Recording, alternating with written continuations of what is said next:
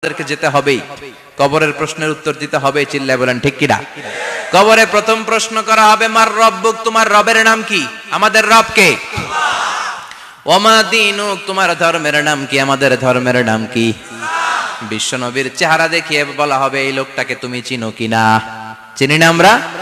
চাঁদের চেয়ে সুন্দর তুমি, নবী আমার কমলিহি ওয়ালা, দু জাহানের বাদশা তুমি, প্যারা নবী সাল্লাল্লাহু আলা, দু জাহানের বাদশা তুমি, প্যারা নবী সাল্লাল্লাহু আলা, চাঁদের চেয়ে সুন্দর তুমি, নবী আমার কমলিহি ওয়ালা। সুবহানাল্লাহ পড়ে।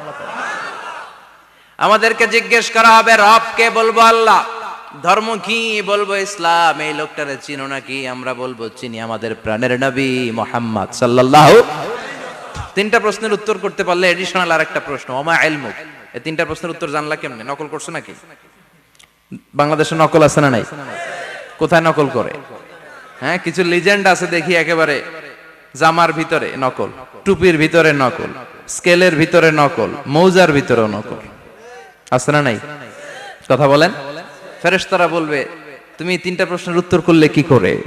আপনাকে বলতে হবে, আমি কোরআন থেকে শিখেছি, আমি হাদিস থেকে জেনেছি। চিল্লায় বলেন ঠিক কিনা? তখন ফেরেশতারা বলবে, আহলান ওয়া সাহলান, মারহাবান, কংগ্রাচুলেশন, তুমি উত্তর করতে পেরেছো।